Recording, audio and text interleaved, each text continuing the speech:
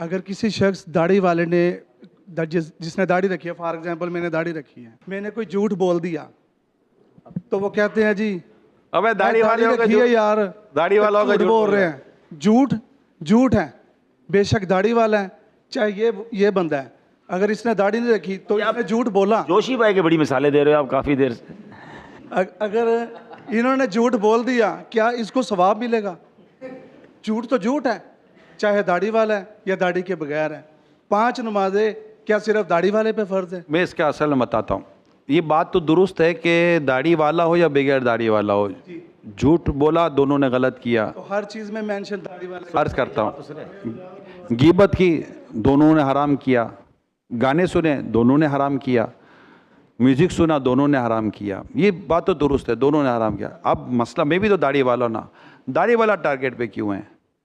کیونکہ داڑھی والے سے لوگ یہ ایکسپیکٹ نہیں کرتے، اس کی ذمہ داری آ جاتی ہے دین، کیونکہ اس نے دین کا ایک بہت ہی خوبصورت میسیج ایکسیپٹ کیا اور اس کو اس نے اڈاپٹ کیا ہے۔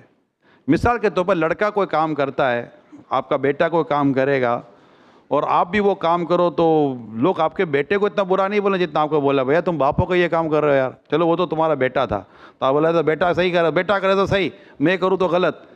تو بعض اوقات ایسا ہوتا ہے کہ ہم خود اپنے طور پر اپنی رسپانسبلٹی کو بھول جاتے ہیں۔ یا اللہ پاک نے بڑی رحمت اور بڑی نعمت دی ہے کہ ہم نے یہ داڑھی جیسی نعمت اختیار کی ہے۔ میں آپ کو اس کی ایک اور مثال دیتا ہوں۔ امام اعظم امام ابو حنیفہ رحمۃ اللہ تعالیٰ علیہ، بارش تھی، کیچڑ سا تھا، پھسلن تھی، تشریف لے جا رہے تھے، چل رہے تھے، بچہ تو بچہ ہوتا ہے، بچہ وہاں پھدک پھدک کے جا رہا تھا، تو امام اعظم نے فرمایا بیٹا سنبھل کے چلو پھسل جاؤ گے۔ وہ بچے نے فوراً جواب دیا، بولا امام شکریہ، آپ سنبھل کے چلیں، میں پھسلا تو میں پھسلوں گا، آپ پھسلے تو امت پھسل جائے گی۔ ہمارا میسیج ہے، جیسے آپ لوگ اس وقت مجھے سن رہے ہیں، میں اب آپ کو اپنا بتاتا ہوں، آپ لوگ مجھے سن رہے ہیں نا، میں آپ کو کہہ رہا ہوں یہ نہیں کریں، یہ نہیں کریں، یہ نہیں کریں، یہ نہیں کرنا چاہیے، تو میں آپ کو ایک طرح سے دعوت بھی دے رہا ہوں کہ اگر آپ مجھے کام کرتا دیکھیں گے تو مجھے کہیں گے بھائی ہمیں منع کرتا تھا تو کیوں کر رہا ہے، رائٹ؟ تو یہ ایک رسپانسبلٹی، مسجد کے امام ہے، مسجد کا امام بھی تو نماز پڑھ رہا ہے، پڑھا رہا ہے، پڑھانا ہی اس کو الگ کر دیتا ہے کہ اب عام مقتدی کے مقابلے میں امام کو زیادہ احتیاط کرنی پڑتی ہے۔ اللہ پاک کی رحمت سے جس نے داڑھی رکھ لی ہے اس کی ایک رسپانسبلٹی تو بڑھ گئی ہے اور اس کو اپنی رسپانسبلٹی کو پورا کرنا چاہیے۔ ایک عام آدمی ناچتا کودتا ہے، کوئی اس کو اتنا برا بلا نہیں کہے گا، لیکن جب ایک مذہبی آدمی نظر آنے والا ناچے گا کودے گا تو لوگ کہیں گے کہ یار، اب جیسے کہ لوگ ہمیں ایسی دعوت میں دیکھ لیں کہ جہاں پر کچھ الٹا سیدھا کام ہو رہا ہے تو کوئی کان میں آ کے بولے گا مولانا تم کو ادھر نہیں ہونا چاہیے تھا، اب میں اس کو بولوں پھر تو ادھر کیا کر رہا ہے، بولے گا میں تو مطلب آپ کو نہیں ہونا، تو وہ بات میں نے بھی اس کو صحیح بولا مگر اس نے بھی مجھے غلط بات تو نہیں کی نا۔ اچھا چلیں، آپ کی ایک بات تو سمجھ آ گئی، لیکن اب اس کا مطلب تو یہ ہوا نا کہ پہلے میں ٹھیک ہو جاؤں پھر داڑھی رکھوں، تو میں نہ ٹھیک ہوں نہ داڑھی رکھوں۔ نہیں، داڑھی رکھنا خود ایک ٹھیک ہونا، یہ آپ اور ہم ٹھیک ہو رہے ہیں، ہم میں سے کوئی بھی ایسا نہیں ہے یہ دعویٰ کر دے کہ میں ٹھیک ہو چکا ہوں، یہ ہمارا پروسیس چل رہا ہے کہ ہم ٹھیک ہو جائیں۔ ٹھیک ہونے میں ایک کام یہ کیا کہ ہم نے الحمدللہ ایک مٹھی داڑھی رکھ لی، نماز پڑھ لی، عبادت اور نیکی کی طرف آ گئے، یہ ہے۔ السلام علیکم۔ وعلیکم السلام۔ میرا نام مبشر ہے، میں وزیر آباد سے ہوں۔ میرا سوال ہے کہ دعوت اسلامی چندہ کیوں اکٹھا کرتی ہے، انڈسٹری کیوں نہیں لگاتی اپنی؟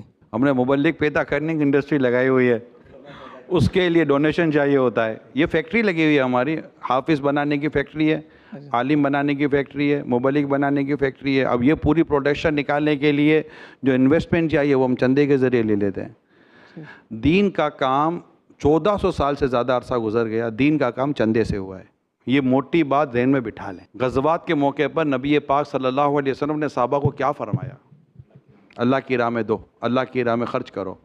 صدیق اکبر لائے، فاروق اعظم لائے رضی اللہ تعالیٰ عنہما، دیگر صحابہ لائے، حضرت عبد الرحمن بن عوف لائے، حضرت عثمان غنی لائے رضی اللہ تعالیٰ عنہما۔ یہ سب یہ کیا جمع ہو رہا تھا؟ چندہ ہی تو تھا، ڈونیشن ہی تو تھا۔ اور اس کے بعد اسلام اور دین کا جو ذریعہ ہے، ایک مطلب ایک جو طریقہ کار ہے، زکوٰۃ کلیکشن ہے، یہ تو آپ بھی مانتے ہیں۔ بیت المال، یہ آپ نے سنا ہوگا، نبی پاک صلی اللہ علیہ وسلم اپنے عاملین مقرر فرماتے تھے جو جا کر زکوٰۃ کلیکٹ کرتے تھے، اور زکوٰۃ کلیکٹ کرنے کے بعد بیت المال میں جمع ہوتا تھا، وہیں سے ساری وہ ریاست کے اور حکومت کے اور معاملات اور خلافت کے معاملات اسی سے چلا کرتے تھے۔ زکوٰۃ کا ایک پورا نظام بنا ہوا ہے، مطلب پورا نظام رفاع عامہ کا پورا نظام یہ پورے کے پورا اسی پر اسٹیبلش ہے. بھائی امام کی تنخواہ چندے سے ملتی ہے, 16 گریڈ کے افسر کی تنخواہ کس سے ملتی ہے؟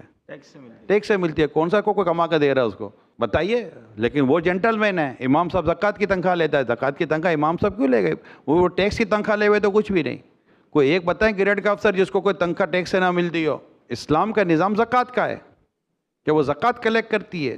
باقاعدہ اسلام و دین کا کام چندے سے ہوا ہے. لگانے فیکٹری تو بھیا فیکٹری لگانے کے لیے 1000 قسم کی پراپرٹی کے مسائل, پھر ٹیکس چوری کے مسائل, لیبر کے مسائل, ڈاکیومنٹیشن کے مسائل, پھر نفع نقصان کے مسائل, پھر ہڑتالوں کے مسائل. یہ سارے مسائل تو پھر مسجد کیسے چلے گی, ادارے کیسے چلیں گے؟ تو مسلمان زکوٰۃ دیتا ہے ثواب کے لیے, اور زکوٰۃ دین کے نام پر اور جو حقدار ہوتے ہیں ان پر خرچ ہوتی ہے. تو الحمدللہ دعوت اسلامی کا یہ آپ کے علاقے کی مسجد دیکھ لیں, ایک مسجد دیکھ لیں, کبھی کسی مسجد کو جا کر کہا ہے کہ بھائی اپنی مسجد کی فیکٹری لگا لو, دکان لگا لو؟ سارے جمعے کو نکال دیں, 10 روپیہ بھی ڈالو تو 5 روپیہ نکال لیتا ہے کہ یار 5 روپیہ دینا تھا. یہ تو اپنے تو چلتا ہے نا. کرک نوٹ بھی کوئی نہیں دیتا, پرانی نوٹ ڈالتا ہے مسجد کی جھولی میں کہ کرک 100 روپے کی کرک نوٹ 101 روپے کی بھی نہیں ہے, نہ پرانی نوٹ 99 روپے کی ہے. تو چندے سے ہی نظام چلتا ہے, اور ماشاءاللہ یہ بہت اچھا نظام چلتا ہے. اس کو برا بھی نہیں ماننا چاہیے. برا کیسے مانے؟ دین کے لیے چندہ کرنا سرکار صلی اللہ علیہ وسلم کی سنت ہے, یاد کر لیں آپ, اور دینا صحابہ کی سنت ہے. جی السلام علیکم. وعلیکم السلام ورحمۃ نام اللہ خواجہ وبرکاتہ. رضوان ہے اور میں ملتان سے تشریف لائے ہوں. نگران آیا شورا. جی جی جی آیا نو. مہربانی. اچھا میرا آپ سے یہ سوال ہے کہ میں جب سے فیضان مدینہ میں آیا ہوں تو آپ کا جو بھی ڈپارٹمنٹ میں وزٹ کر رہا ہوں وہ ماڈرن ایرا کے مطابق اپ ٹو ڈیٹ ہے. تو اس کی ریزنز اگر آپ بتانا چاہیں. شریعت کی اجازت کے مطابق ماڈرن ٹولز کو استعمال کر کے تبلیغ دین کو فروغ دینے پر یقین رکھتے ہیں. ماشاءاللہ.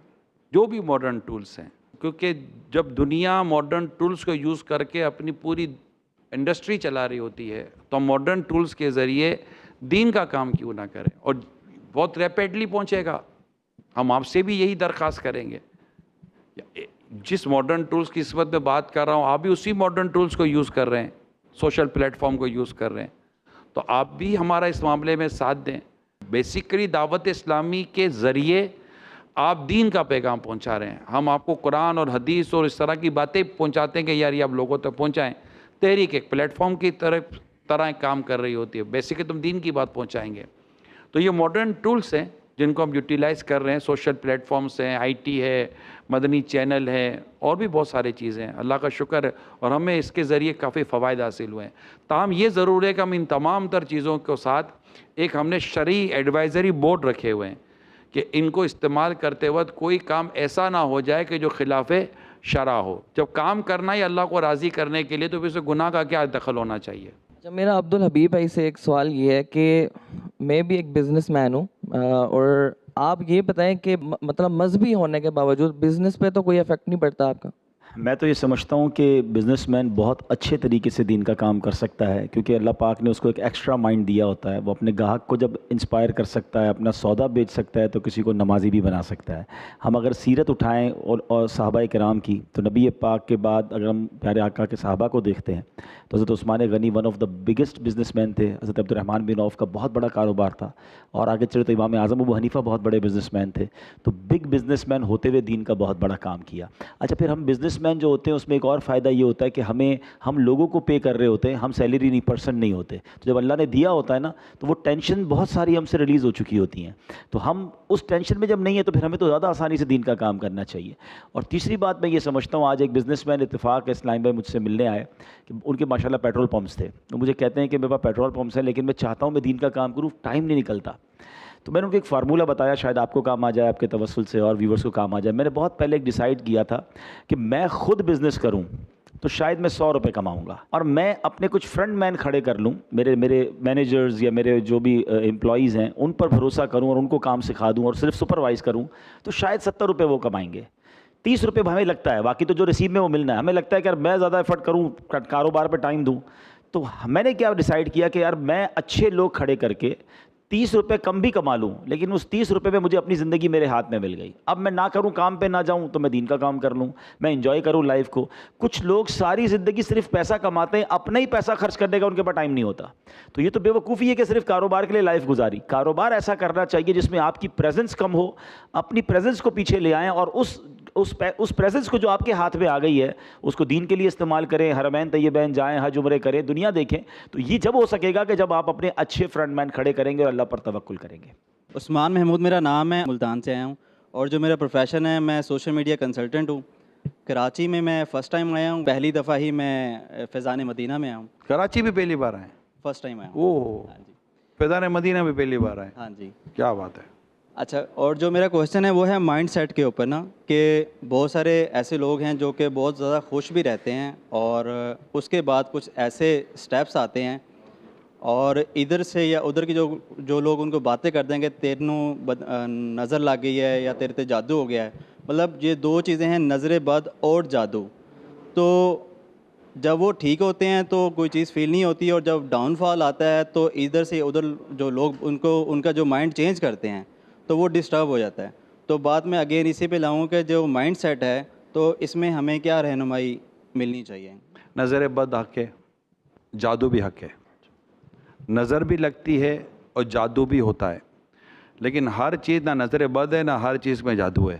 یعنی جب آپ ڈیکلائن ہو جاتے ہیں, پیچھے ہٹنا شروع ہو جاتے ہیں, کام ہو نہیں رہے ہوتے, وہ کہتے ہیں نا کہ وہ سونے میں ہاتھ ڈالتے تو مٹی ہو جاتا ہے. تو یہ ضروری نہیں ہے کہ نظر بد ہو, یہ ضروری نہیں ہے کہ جادو ہو. بھائی ہمارے نصیب میں نہیں ہے, مقدر ہے کہ نہیں آ رہا ہوتا. جب آ رہا ہوتا ہے تو کیا ہوتا ہے, جو اور کچھ ہوا ہوتا ہے.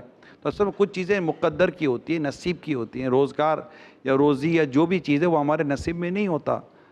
کبھی زندگی میں اس طرح کے حالات ہوتے ہیں کہ ہر تھوڑے دنوں بعد کوئی پریشانی آ رہی ہوتی ہے, تو وہ رات آئی, اس تو زندگی کی ایک رات آئی ہے. صبح کا انتظار کریں. جب صبح آئی ہے وہ خوشی ہے, جو مٹی میں آ ڈال تو سونا ہو جاتا ہے. خوشی آئی ہے تو پھر رات کا انتظار کریں. زندگی ان دونوں کے ساتھ چلے گی, شام بھی آئے گی, خوشی بھی آئے گی, رات بھی آئے گی, دن بھی آئے گا, رات, یہ سب کے سب ساتھ چلیں گے. ہر چیز جادو نہیں ہوتی, لیکن جادو نہیں ہے یہ بھی نہیں ہے, جادو بھی ثابت ہے, ٹھیک ہے, اور نظر بد بھی ثابت ہے. حدیث میں بھی ہے, بچنے کی کوشش کرتا رہے, اللہ پاک سے دعا کرتا رہے, اور شو آف ہونے سے خود کو بچائے. میں نے جو نظر بد سے بچنے کا جو شارٹ کٹ دیکھا ہے, یہ میری اپنی پرسنل رائے ہے, میں نے نظر بد سے بچنے کا جو شارٹ کٹ دیکھا ہے وہ شو آف سے بچنا ہے. شو آف ہو ہی اس لیے رہے کہ لوگ دیکھیں. اب جو دیکھے گا تو نظر ہے, بد بھی ہوگی خوش بھی ہوگی, تو خود ہی لگوا رہے, خود ہی لگا رہے. وہ کہتے ہیں ہاں بیل مجھے مار. آج کل تو کھانا کھانے سے پہلے کھانے کی تصویر لگا رہے, تو آج یہ کھا رہا ہوں, اس ریسٹورینٹ میں کھا رہا ہوں, یہ خرید کے لایا ہوں, تو نظریں ہم خود ہی لگوا رہے ہوتے ہیں. عمران بھائی, ایک اور انہوں نے نظر بد کے حوالے سے پوچھا, تو مجھ سے اتفاق کریں گے یہ لوگ بھی, پہلے سے کر لیں گے. نہیں ایسی بات کرنے والا سوال تو کرو پھر اتفاق کریں گے نا. ابھی شاید ہاتھ بھی اٹھ جائیں کہ نارملی دیکھا گیا ہے کہ نا مولوی حضرات کو نظر بد کم لگتی ہے, جادو وغیرہ, جنات اور اثرات اور اس طرح کی چیزیں ان پہ کم ہوتی ہیں. اور ہے نا دیگر جو لوگ ہوتے ہیں, اور آپ نے مختلف جگہوں پہ دیکھے ہوں گے, جو ہم جیسے لوگ, نیوٹرل لوگ, کلین شیپ لوگ, پینٹ شرٹ والے لوگ, یہ ان پر نظر بد, جادو, جنات وغیرہ کا کچھ زیادہ ہی اثر ہوتا ہے. رش بھی ایسی جگہوں پر ہم لوگوں کا زیادہ ہوتا ہے, ایسا ہے. اور مولویوں پہ ایسے اثرات وغیرہ کم ہوتے ہیں.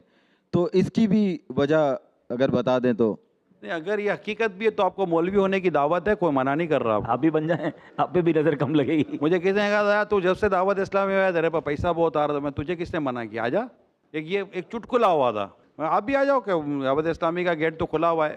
اور یہ اگر یہ اس کو آپ تسلیم کر بھی لیں, جیسا کہ شہزاد بھائی آپ نے کہا ہے, اگر تسلیم کر لیں تو اس کا میرے پاس جواب موجود ہے.